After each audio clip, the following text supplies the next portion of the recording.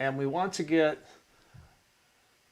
a fairly decent dark, pretty dark, almost black. We are probably going to be lightening this as we go, but we want this black to lean towards the burnt sienna, to lean towards brown. It should not lean towards blue. You should still be able to see a hint of burnt sienna within there.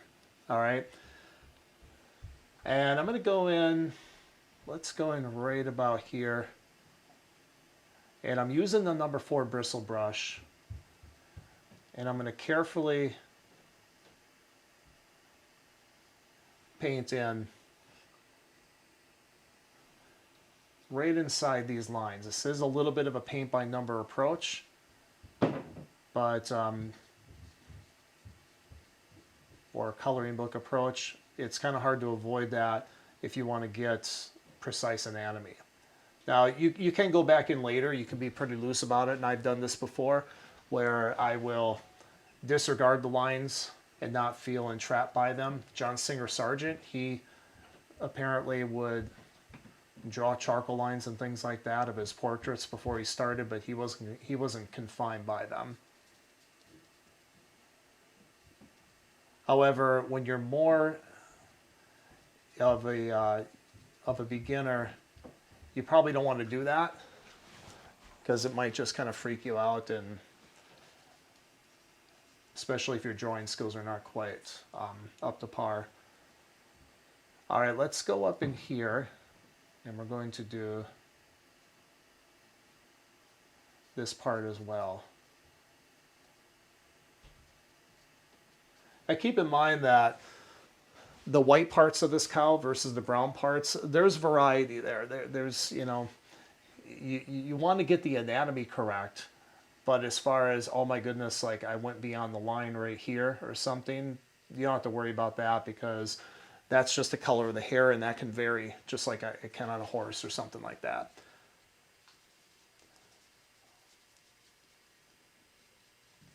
Okay, let's mix a little bit more, and I am thinning this with just a touch of mineral spirits. I don't want to be loose, but I do want to. I don't want to be like soupy, I should say, but I do want to be a bit loose. All right, so I want to preserve right in here this muscle. All right, this is an important part of the anatomy, right in this section here. All right, this is the shoulder, and we definitely want to have that in there because that's going to help us show form.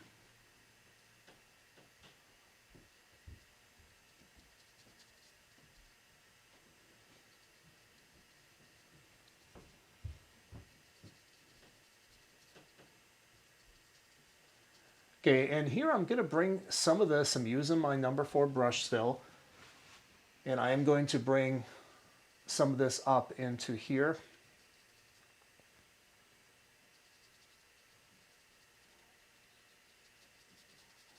Because what happens is she's turning her head to look toward us, and as a result we get some bunched up skin, hide, things like that, that causes wrinkles on that part of her neck. If she were to turn her head away, you know, all this would disappear. I'm not going to try to paint it in perfectly, because we're going to be going back over this with some lighter brown colors in which we can make more of a determination of where we want each wrinkle to be. But I do want to have somewhat of a suggestion to start with. So a little darker where I think I might have some wrinkles, and then just getting a little lighter by scrubbing it out a bit more as we move away from the deepest part to the deepest recesses of those wrinkles. All right, so let's go in for what I think is one of the most important parts of this painting. That's right in here. And what we want ultimately this entire cow to feel like is we want it to feel like it's round. And I talked about this in the demo, just like that, okay? And we're going to do that by, if you look at a classic cylinder or ball or something like that, you know, underneath it's going to be darker. As it rolls around toward the top, it's going to get lighter. That's an oversimplification of it, but it gives you a starting point.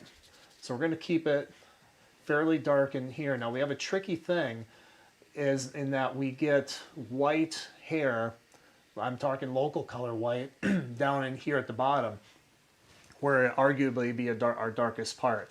So we're going to talk about how you handle that. Now as we come up here, I'm not going to reload my brush. I'm going to get a little bit thinner with the paint. And I'm not thinning it with mineral spirits. I'm just doing a light scrub, as you can see. And I'm already starting to get the feeling of form, which is exactly what we want. All right, so let's grab a little more of this. And I'm going to block this in with short strokes. I'm not going to use long strokes. I'm kind of pushing the brush down onto the canvas.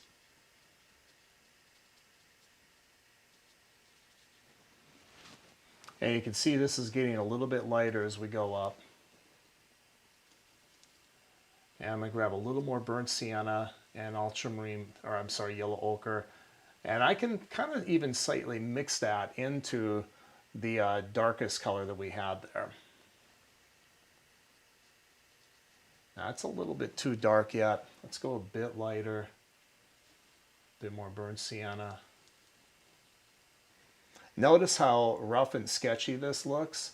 For somebody who's a beginner, that can be kind of a scary thing, but don't, you want to learn to get over that. You want to learn to leave, if you want to paint looser anyway, to leave these brush strokes showing a bit. You can always go back over them and correct them later. Thanks for watching this short clip from my most recent live oil painting session. Our group, Oil Painting at Home, meets online 4 times a month through Zoom, and we work on an oil painting together from start to finish. Members of the group interact not only with me, but with each other while we paint, and they get live feedback on their work. Each session is recorded, which allows members to catch up on anything they may have missed or would like to see again. I also record myself doing the same painting privately in my studio with full commentary. This lets students see how I do the same painting from start to finish in just 1 or 2 sessions using a wet-on-wet technique. We also meet together for live Q&A and critique sessions, and not only that, but members get immediate access to all past painting sessions so they can learn how to paint a wide variety of subject matter at no additional cost. This amounts to hundreds of hours of instruction. Access to Oil Painting at Home's live sessions are very limited and turnover is very low. So if you've not done so yet, sign up on the priority list by clicking on the link in the description below. Once a space becomes open, I'll let you know.